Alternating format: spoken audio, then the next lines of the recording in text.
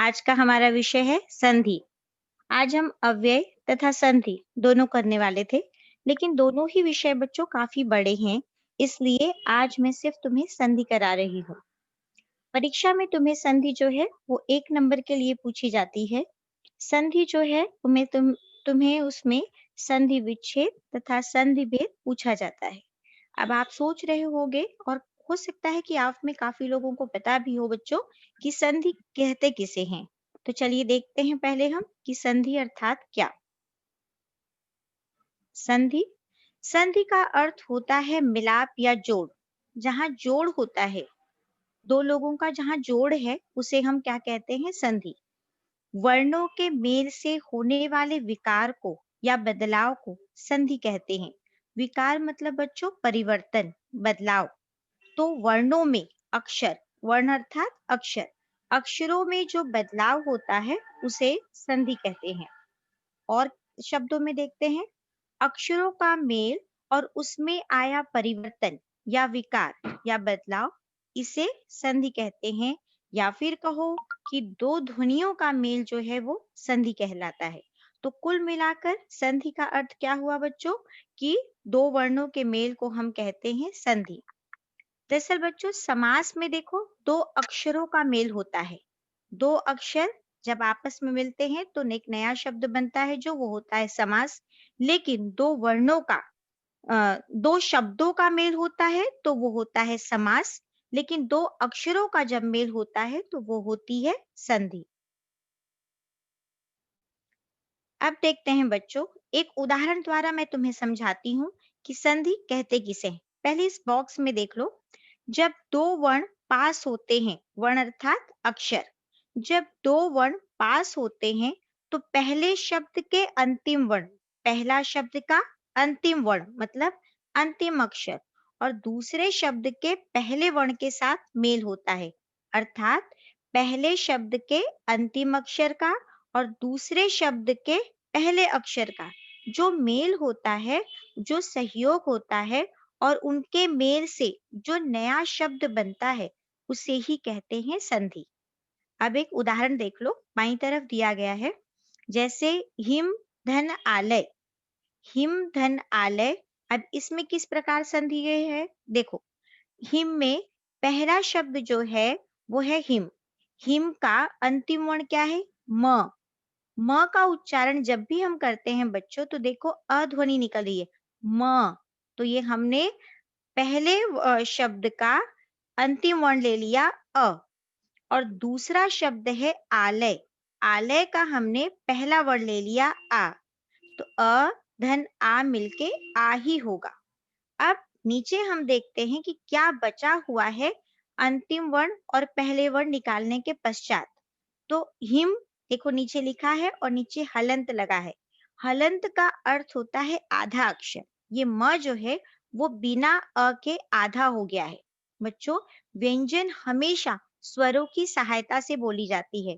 अ आ ई उ ऊ ए ऐ ओ औ अं और इ, ये व्यंजन है, ये स्वर हैं और इनकी सहायता से व्यंजनों का उच्चारण होता है। व्यंजन कौन सा है?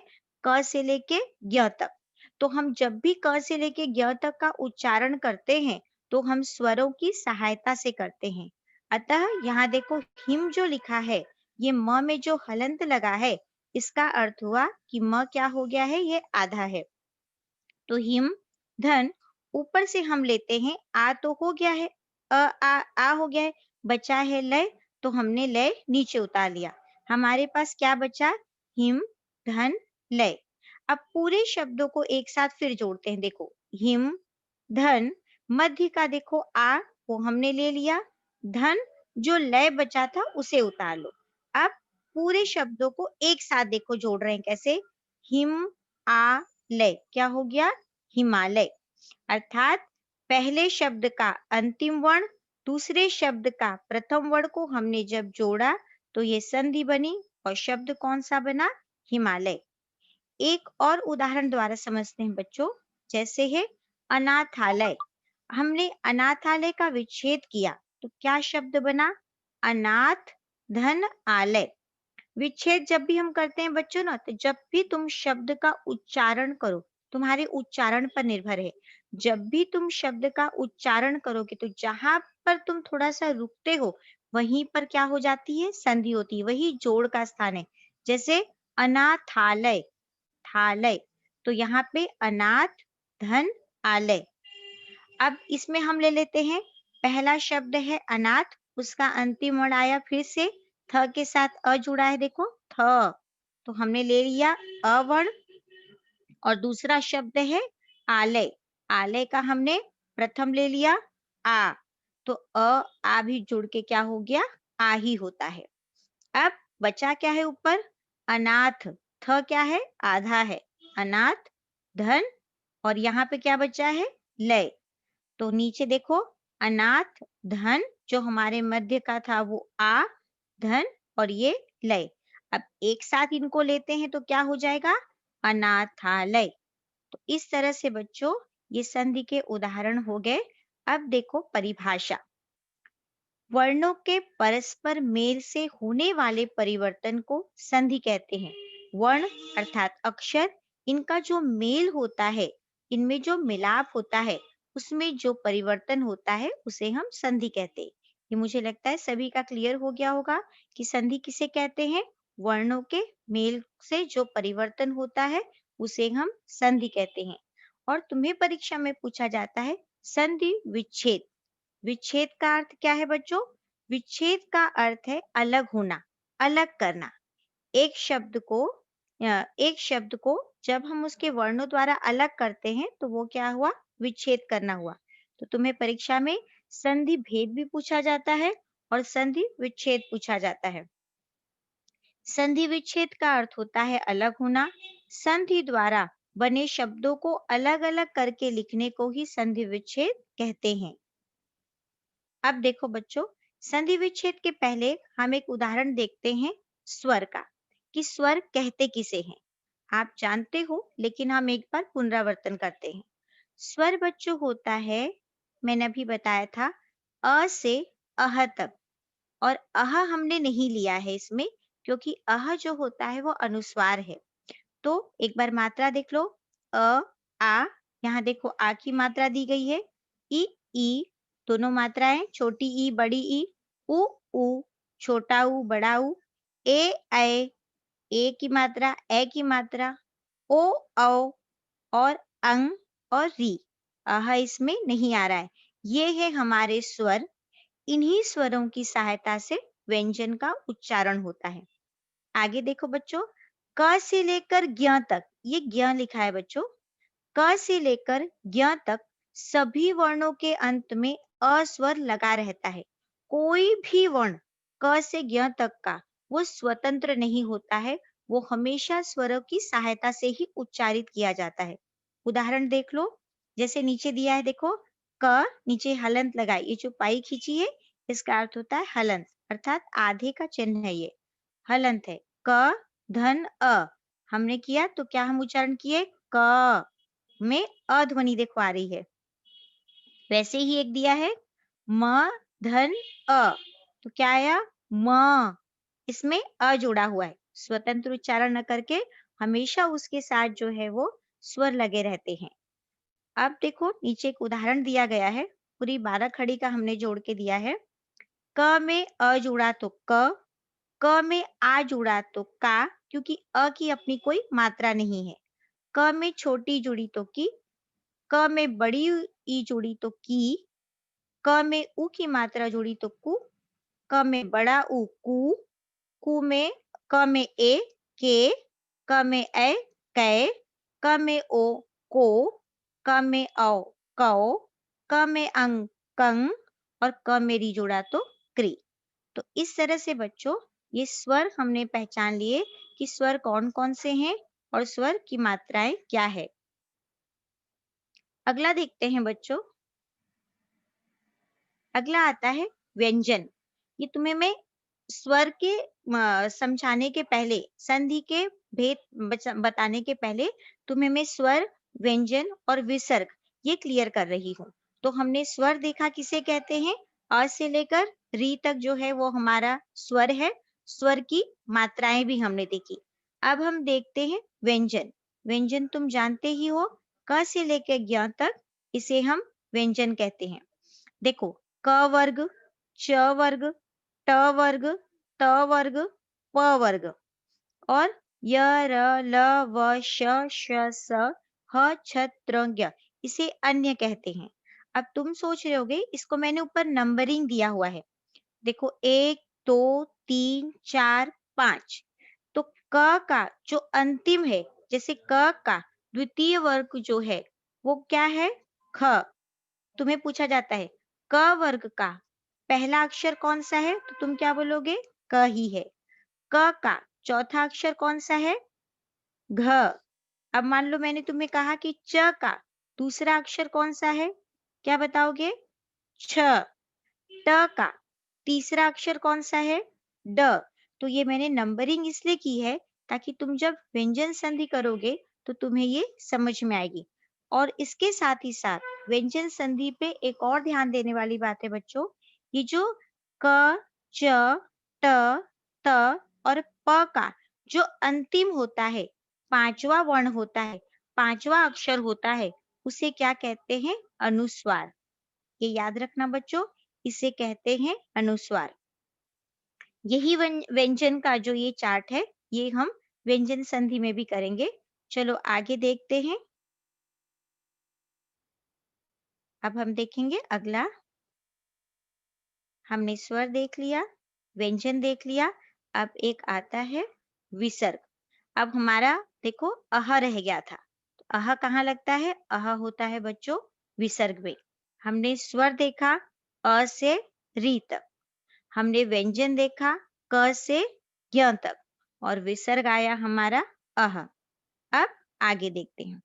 अब हम आते हैं संधि के प्रकार में। एक बार फिर से बोलती हूँ, संधि किसे कहते हैं? दो वर्णों के परस्पर मेल से होने वाले परिवर्तन को क्या कहते हैं? संधि कहते हैं। संधि के बच्चों तीन प्रकार हैं। कौन कौन से? स्वर संधि, व्यंजन संधि और तीसरी आती है विसर्ग संधि। अब स्वर संधि कहते किसे हैं? दो स्वरों के मेल से जो विकार उत्पन्न होता है उसे स्वर संधि कहते हैं। मतलब स्वर और स्वर मिलने से जो एक नया शब्द बनता है, शब्दों में जो परिवर्तन होता है उसे स्वर संधि कहते हैं। पहले शब्द का अंतिम स्वर, दूसरे शब्द का पहला स्वर जब इनका मिलाप होता है तो क्या बनती है? स्वर संधि बनती है बच्चों। अब स्वर संधि में भी प्रकार हैं बच्चों। कौन कौन से? देखो, स्वर संधि के 5 प्रकार हैं। स्वर तो तुम जानते ही हो, स्वर संधि तुम आराम से पहचान लोगे। बस अब हमें ये देखना है कि स्वर संधि के प्रकार कौन कौन से हैं। 5 प्रकार में पहले है दीर्घ, दूसरा है गुण स्वर संधि, तीसरी है वृद्धि स्वर संधि, चौथी है यण स्वर संधि, पांचवी है विसर्ग स्वर संधि। अब हम इन प्रकारों को एक एक करके देखेंगे। पहला आता है बच्चों दीर्घ संधि। दीर्घ का अर्थ होता है बड़ा और ह्रस्व का अर्थ होता है छोटा। बड़ा, दीर्घ और ह्रस्व अर्थात छोटा। देखो, ह्रस्व या दीर्घ अ, ई, उ के बाद यदि ह्रस्व या दीर्घ अ, ई, उ आ जाए तो दोनों मिलकर दीर्घ आ, ई, यहाँ पे बड़ी ई होना चाहिए था बच्चों, गलती हो गई है। आ, बड़ी ई और उ हो जाते हैं। अर्थात क्या? कि छोटा ह्रस्व या दीर्घ अर्थात छोटे अ, देखो यहाँ पे उदाहरण दिया है अ, ये क्या है? ह्रस्व। आ क्या है? दीर्घ। अ आ मिलके भी आ की मात्रा बनेगी, मतलब बड़ी मात्रा होगी। अगर हम अ लेंगे तो भी आ की ही मात्रा होगी। उदाहरण देखो, क्योंकि दीर्घ ही होगा। छोटा छोटा मिले तो भी बड़ा होगा, दीर्घ दीर्घ मिले तो भी दीर्घ होगा, दीर्घ और ह्रस्व मिले तो भी दीर्घ ही होगा इसमें। देखो कैसे, एक उदाहरण दिया है हिम धन आलय। यहाँ तुम समझ ही रहे हो, म में जो है अ लगा है। अ क्या है? ह्रस्व, दीर्घ नहीं है। और दूसरे शब्द का प्रथम वर्ण क्या है? आ है। अर्थात ह्रस्व और दीर्घ मिलके भी आ ही हुआ, तो क्या हो गया? हिमालय। दूसरे देखो, दूसरे शब्द में क्या दिया है? विद्यार्थी। इसमें पहले शब्द का अंतिम वर्ण में देखो आ लगा है और दूसरे शब्द के प्रथम वर्ण जो है मतलब एक दीर्घ है, एक ह्रस्व है, लेकिन कौन सी मात्रा हुई? आ की ही हुई, अर्थात दीर्घ ही होगा। तो हो क्या गया उससे? विद्यार्थी। ये हो गया अ तथा आ का। अब अगले देखते हैं ई की संधि में। वैसे ही होगा बच्चों। देखो, छोटी ई, ई ई ई, ई ई मतलब दीर्घ और ह्रस्व अगर जहां भी मिल रहे हैं किसी भी रूप में आगे पीछे, वो क्या होगा? दीर्घ ही होगा। वो बड़ी ही मात्रा लगेगी, बड़ी ई की ही मात्रा आएगी। जैसे रवि धन इंद्र। रवि, पहला शब्द का अंतिम वर्ण है वी, छोटी ई लगी है, और दूसरे शब्द का प्रथम वर्ण है इंद्र, जिसमें भी छोटी ई लगी है। तो दोनों ही ह्रस्व है, दोनों ही छोटे हैं, लेकिन वो क्या होंगे? बड़ी ई की मात्रा हो जाएगी। क्या हो गया? रविंद्र। बिल्कुल वैसी ही एक और है, देखो, मुनि धन इंद्र। इसमें भी न पे देखो छोटी ई की मात्रा लगी है, ई भी क्या है? वो छोटी ई है, तब भी दोनों मिलके ई क्या बन गए? बड़ी की मात्रा बन गए, मुनीन्द्र। अब नीचे देखो, गिरिधन ईश। र पे छोटी की मात्रा है और ई जो है वो बड़ा है, ईश, लेकिन बड़ा क्या होगा? दीर्घ ही होगा, बड़ी ई की मात्रा लगेगी। क्या हो गया? गिरीश। वैसे ही मुनीश। अब तीसरा देखते हैं, इसमें दीर्घ और हस्व जोड़ के भी दीर्घ ही होगा। जैसे मही, ही पे बड़ी की मात्रा और इंद्र, ई कौन सी है? छोटी, लेकिन क्या हो गया? महींद्र। अगला देखते हैं, इसमें दीर्घ और दीर्घ मिलके क्या बने हैं? दीर्घ ही बने हैं। जैसे नदी, द पे बड़ी की मात्रा है और ईश, ई भी बड़ी की मात्रा है, तो दोनों ही दीर्घ है, और परिवर्तन क्या हुआ? दीर्घ ही होगा, तो नदीश। महिधन ईश क्या है? महिष। वैसे ही बच्चों, जैसे आ हो रहा था, वैसे ही ई हो रहा था, मतलब बड़ी ही मात्रा लग रही थी, वैसे ही उ में भी होगा। देखो कैसे, अगर हस्व हस्व है तो भी दीर्घ, अगर दीर्घ हस्व है तो भी दीर्घ, अगर हस्व दीर्घ है तो भी दीर्घ, और दीर्घ दीर्घ है तो भी दीर्घ। एक उदाहरण देखो, पहला वाला, भानुधन उदय। न पे छोटा ऊ है और ऊ भी छोटा है, लेकिन क्या बना है? बड़े ऊ की मात्रा हो गई, भानुदय। वैसे ही ऊ ऊ ऊ ही होगा। जैसे लघु, घ पे छोटा ऊ की मात्रा, और उर्मी, ऊ बड़ा है, दोनों मिलकर क्या बने? दीर्घ बने, लघुर्मी, सिंधुर्मी। वैसे ही तीसरा देखो, वधु, ध पे बड़ा ऊ, यहाँ पे दीर्घ आ गया, और उत्सव में ऊ जो है छोटा है, तो दोनों मिलके लेकिन बन क्या रहे हैं? यहाँ पे बड़े ही बन रहे हैं, तो वधुत्सव। जैसे वधुल्लेख। अगला आता है, भ पे बड़ा ऊ, भू, और बड़ा ऊ यहाँ पर भी आया, ऊर्ध्व, तो दोनों जुड़े तो भी बड़े ही होंगे, भूर्ध्व। जैसे वधुधन ऊर्जा, वधूर्जा। इसमें सिर्फ ये बातें ध्यान रखनी थी बच्चों तुम लोगों को, कि इसमें हमेशा दीर्घ ही होगा, दीर्घ संधि में हमेशा दीर्घ ही आता है। ह्रस्व हो चाहे दीर्घ हो, लेकिन जो परिवर्तन होगा वो हमेशा बड़ी मात्रा लगेगी, आ की मात्रा लगेगी, बड़े ई की मात्रा लगेगी, बड़े ऊ की मात्रा लगेगी। अब दूसरा प्रकार आता है गुण संधि। गुण संधि में क्या होता है बच्चों? इसमें आ के आगे ई हो तो ए, और उ हो तो ओ हो जाता है। अर्थात इसमें कैसा है? आ के साथ अगर तुम ई जोड़ोगे तो मात्रा एक ही लगेगी। आ के साथ ई जोड़ोगे तो मात्रा एक ही लगेगी, और आ के साथ उ जोड़ोगे तो मात्रा ओ की लगेगी। कैसे? देखो, यहाँ देखो नीचे जैसे करके लिखा हुआ है, अ ई, मात्रा कौन सी आई? एक ही आई। जैसे नर, र, क्या आया इसमें? धन इंद्र, इंद्र में कौन सी है? छोटे ई की मात्रा लगी है, परिवर्तन क्या हुआ? एक ही मात्रा हो गई, और ई मिलके क्या हो गए, ए की मात्रा हो गए, नरेंद्र। अब वैसे ही अ के साथ अगर बड़ी ई भी लगेगी तो भी वो क्या होगा, ए की मात्रा ही लगेगी। जैसे नर अ है और ईश नरेश। उसी तरह दूसरा देखो, आ के साथ भी अगर ई आता है, छोटा ई आता है, तो भी मात्रा कौन सी लगेगी बच्चों, ए की लगेगी। वैसे ही आ के साथ अगर बड़ी ई भी आती है तो भी मात्रा ए की लगेगी। तो हमें ये बात ध्यान देनी है, अ आ के साथ अगर ई लगता है तो जो परिवर्तन होने के बाद मात्रा हमेशा ए की लगेगी। उदाहरण यहाँ देखो क्या दिया गया है, महाधन इंद्र, क्या हुआ, महेंद्र। आ धन ई, तो क्या हो गया यहाँ पे, महाधन ईश महेश। वैसे ही अ ई क्या हो जाएंगे, ओ की मात्रा हो गई यहाँ पे। ये परिवर्तन ध्यान देना है बच्चों तुमको, यहाँ पर नहीं, हमेशा अ आ ई में ए की मात्रा होगी और हमेशा अ आ उ में ओ की मात्रा होगी। जैसे आ धन उ, यहाँ पर क्या आ जाएगा, ओ की मात्रा। क्या, महाधन उत्सव।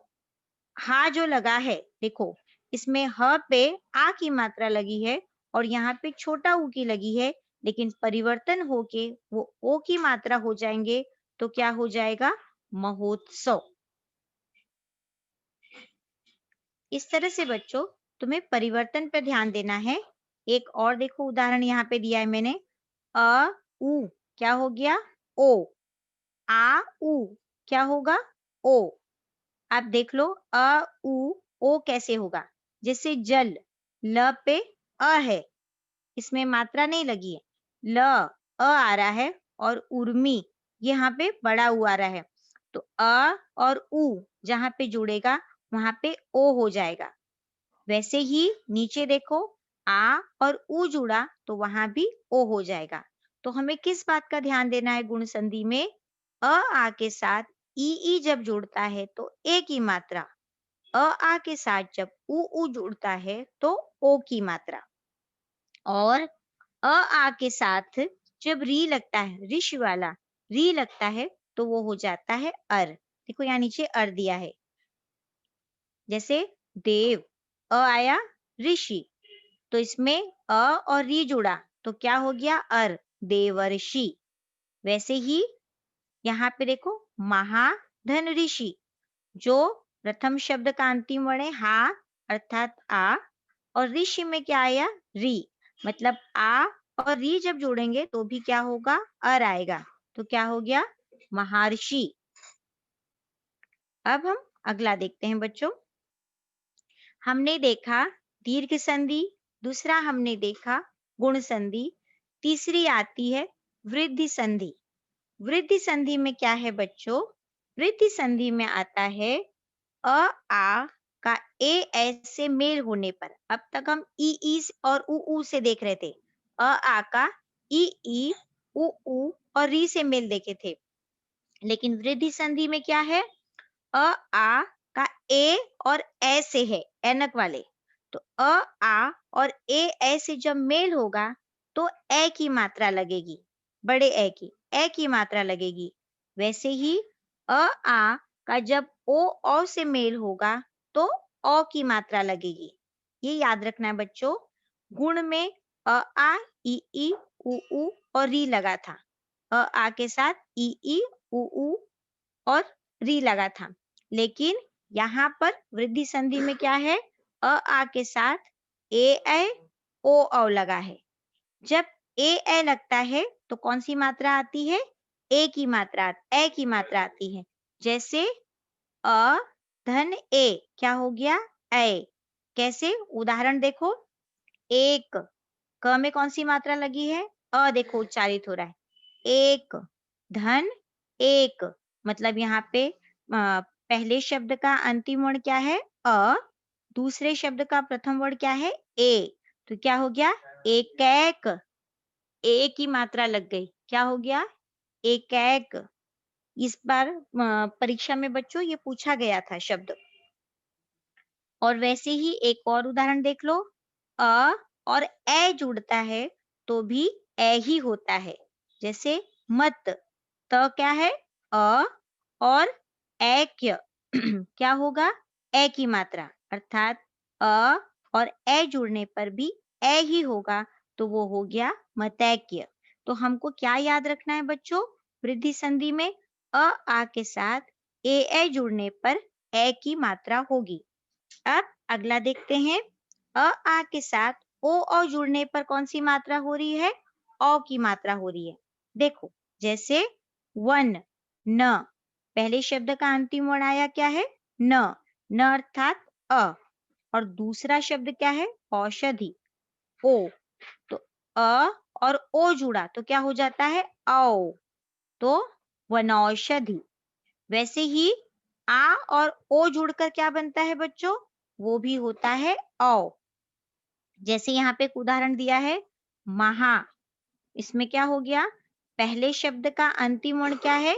हा, अर्थात आ, और दूसरा कौन सा है? औषध, मतलब औ। तो आ और औ जुड़ के क्या होगा? औ। तो क्या हो जाएगा?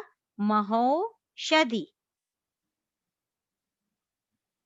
अगला देखते हैं बच्चों। अब आता है यण संधि। यण संधि में क्या दिया है बच्चों? जैसे अब तुम एक बार कंफ्यूज हो रहोगे तो फिर से मैं एक बार बोलती हूँ। हमने सबसे पहले किया था दीर्घ संधि। दीर्घ संधि में हमें ये याद रखना है बच्चों कि हमेशा क्या हो रही थी, उसमें मात्रा दीर्घ ही हो रही थी, अर्थात आ, अ आ, आ, आ भी आ। वैसे ही ई मतलब ह्रस्व दीर्घ, लेकिन होता क्या था? दीर्घ ही हो रहा था। ह्रस्व ह्रस्व दीर्घ ही हो रहा है, दीर्घ ह्रस्व भी दीर्घ ही हो रहा है। दूसरा हमने कौन सा किया था बच्चों? गुण संधि। गुण संधि में क्या था? आ के साथ ई जुड़ता है तो ए की मात्रा, आ के साथ ऊ जुड़ता है तो ओ की मात्रा, और आ के साथ अगर री जुड़ता है तो अर की मात्रा। और तीसरा हमने किया था वृद्धि संधि। वृद्धि संधि में हमने देखा था बच्चों, आ के साथ ए, क्योंकि ऊ तक हो चुका था, अब ए बचा था। वृद्धि संधि में हमने देखा आ के साथ ए हुआ तो ए की मात्रा, और आ के साथ ओ आता है तो औ की मात्रा। अगला आता है यण संधि। आप कंफ्यूज हो रहे होगे कि सारे शब्द एक समान हो रहे हैं। मैं ये पीपीटी ग्रुप में शेयर करूंगी, तुम लोग इसको देखना बच्चों, तुम्हारे लिए बहुत ही उपयोगी होगा। अब देखो, अगला देखते हैं हम यण संधि। कौन सी है? यण संधि में देखो बच्चों, ई के आगे कोई विजातीय असमान स्वर पर ई को य हो जाता है, और दूसरा क्या दिया है? ऊ के आगे किसी विजातीय स्वर के आने पर ऊ को व हो जाता है। वैसे ही री के आगे किसी विजातीय स्वर के आने पर री को र हो जाता है। इन्हें ही यण संधि कहते हैं। अर्थात क्या हुआ? देखो, जो क में लिखा है वो समझो। ई के साथ अगर अ लगता है, अन्य कोई शब्द हम देख रहे हैं, हाँ, ई के साथ अगर अ आता है तो परिवर्तन होगा य। बड़ी ई के साथ अगर अ आता है तो परिवर्तन होगा य। ठीक है? वैसे ही छोटी ई के साथ अगर आ जाएगा तो परिवर्तन होगा या, और बड़ी ई के साथ अगर आ जाएगा तो परिवर्तन क्या होगा? आ का ही। वैसे ही जो ख में लिखा है उसको समझो एक बार। इसमें क्या दिया गया है? ऊ के साथ, अर्थात इसमें है कि ऊ के साथ अगर कोई भी ऊ के साथ कोई विजातीय शब्द आते हैं बच्चों, तो वहां पे परिवर्तन कौन सा होगा? ऊ के बाद अगर कोई भी भिन्न स्वर आएगा तो वहां पे व होगा। तो ई के साथ आया तो य, ऊ के साथ आया तो व, और री के साथ आया तो र। देखो कैसे, उदाहरण के तौर पर ई और अ, ई है विजातीय शब्द आया अ, तो ई और अ मिलता है तो क्या बनेगा? य। कैसे बनेगा? देखो यहाँ पे उदाहरण, यदि, द पे छोटी की मात्रा, यदि धन अपि, तो क्या है, क्या है, विजातीय शब्द है, तो यहाँ पे छोटी ई और यहाँ पे अ जुड़ा है, तो क्या बन गए, यद्यपि। य की मात्रा आ गई देखो, यद्यपि। वैसे ही बड़ी ई और आ, ये दोनों जुड़े तो क्या होगा, यहाँ पर क्या आया, या।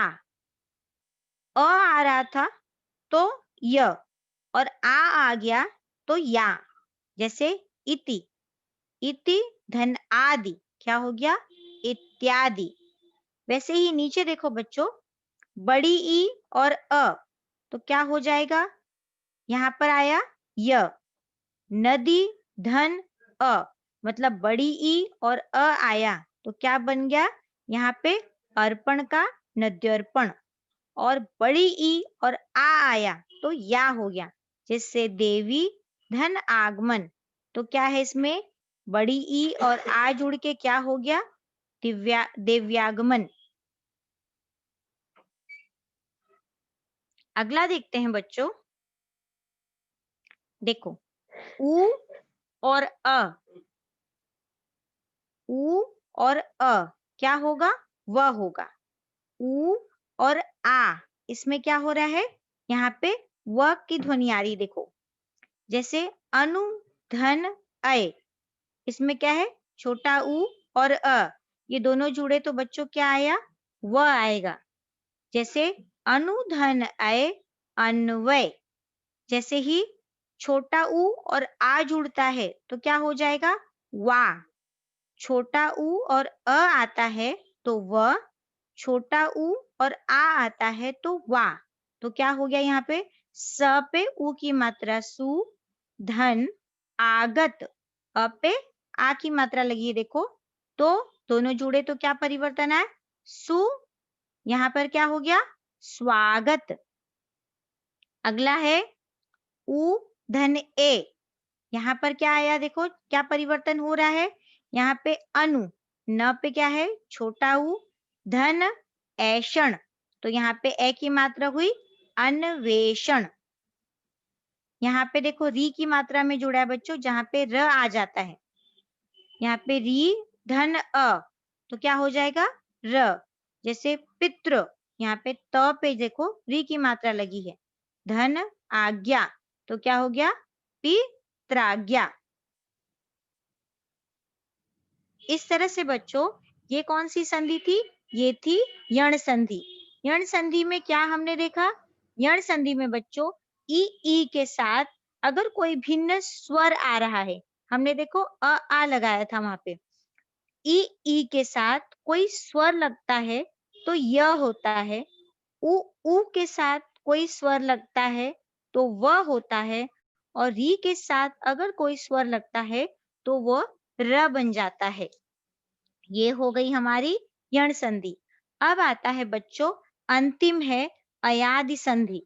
अयादि संधि में क्या है, देखो, अयादि संधि में ए ऐ और ओ औ से परे किसी भी स्वर के होने पर क्रमशः क्या हो जाएगा, अय, आय, अव और आव हो जाता है। इसमें क्या होता है, ए ऐ ओ औ के बाद कोई भिन्न स्वर आ जाए, कोई भी स्वर आ जाए तो ए का ऐ, ए का आय, हाँ, क्या हो जाएगा इसमें, ए का ए का आय, ओ का अव और औ का आव हो जाता है। इसे ही क्या कहते हैं, अयादि संधि कहते हैं। उदाहरण देख लो बच्चों, जैसे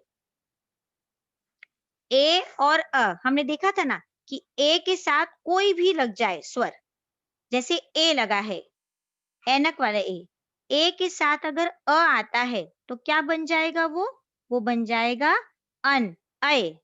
तो इसमें देखो न है, न पे ए की मात्रा है और यहाँ पे क्या लगा है, अन लगा है, तो क्या हो जाएगा, नयन, क्योंकि अय हो जाएगा, ए और अ मिलके अय होता है। तो ने, न पे ए की मात्रा है, धन अ, तो ए और अ लगा तो क्या हो गया, नयन। अब दूसरा देखो बच्चों, ए और अ, ये दोनों मिले तो क्या हो जाएगा, आय। फिर याद रखो, ए और अय होगा, अय और आय होगा। तो जैसे ग पे ए की मात्रा लगी है बच्चों और यहाँ पे अक लिखा है। गए, धन, अक। तो ए और अ जुड़ के आय बनता है। तो क्या हो जाएगा? गायक। फिर ओ और अ क्या हो जाएगा? अव। कैसे? जैसे प पे ओ की मात्रा लगी तो क्या हो गया? हो। और धन, अन, मतलब ओ और अ ये दोनों जुड़ के क्या हो गए? पवन। अब नीचे देखो, औ धन अ क्या हुआ बच्चों ये? आव। जैसे प पे ओ की मात्रा लगी तो क्या हो गया? पौ। और यहाँ पे अक मतलब औ और अ जुड़ा तो आव, पावक। वैसे ही औ और ई जुड़ गए तो क्या हो जाएगा? आव, मतलब नौ धन इक, नाविक। हमें क्या ध्यान रखना है? ए अ अय, ए अ आय, ओ अ औ, औ अ आव और अ ई का भी आव। कैसे हुआ? क्योंकि अ के साथ कोई भी स्वर लगेगा तो वो क्या हो रहा है? आव हो रहा है। इस तरह से बच्चों आज जो है मैं तुम्हें स्वर संधि कराई हूँ। अब व्यंजन और विसर्ग संधि जो है वो हम अगली कक्षा में करेंगे, क्योंकि सारा कुछ एक सा हो जाएगा, तुम शायद समझ न पाओ।